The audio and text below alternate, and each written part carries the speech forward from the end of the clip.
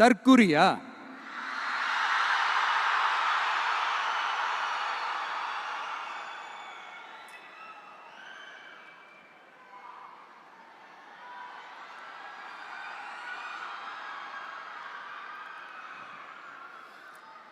நம்ம டிவிகேக்கு சப்போர்ட் பண்ற கோடிக்கணக்கான லட்சக்கணக்கான மக்கள், நம்மளுடைய நண்பா நண்பிகள், நம்மளுடைய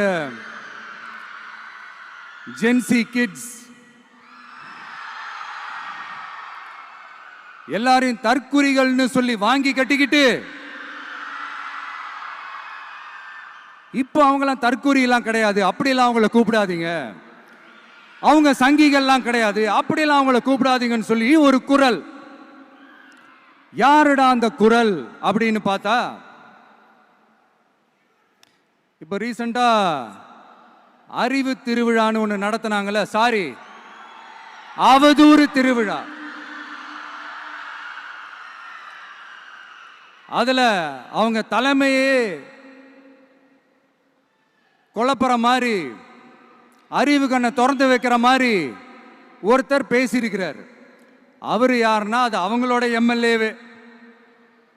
அந்த எம்எல்ஏ யாருன்னா நம்மளுடைய கொள்கை தலைவர்கள் ஒருத்தரான மக்கள் சேவகர் அஞ்சலை அம்மாளோட சொந்தக்காரர்.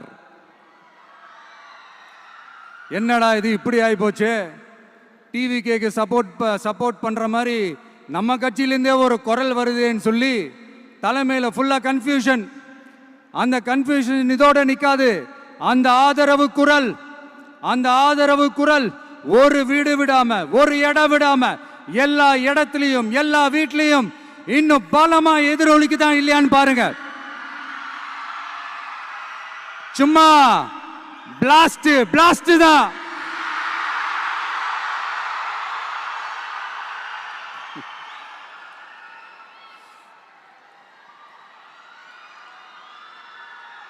இது இன்னைக்கு நேத்தெல்லாம் நடக்கலைங்க, 1972 நடந்து முடிஞ்சிருச்சு. எப்போ எம்ஜிஆர் அவர்கள் கட்சி ஆரம்பிச்சாங்களோ அப்பவே அது ஒரு கூத்தாடி கட்சி.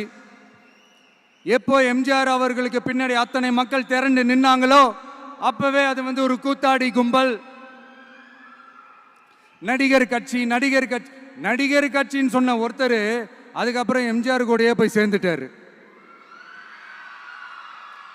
இன்னொருத்தர் இவரெல்லாம் ஒரு ரவுண்டு தாங்க வருவாரு, ரெண்டாவது ரவுண்ட்லாம் காணாம போயிடுவார்னு சொல்ல இன்னொருத்தர் அதுக்கப்புறம் போய் எம்ஜிஆர் கிட்டே போய் சேர்ந்துட்டார். ஸோ இந்த மாதிரி இவங்க ரெண்டு பேர் மட்டும் இல்லை, ஒட்டுமொத்த தமிழ்நாட்டு மக்களும் எம்ஜிஆர் அவர்கள் கூட தானே போய் சேர்ந்தாங்க.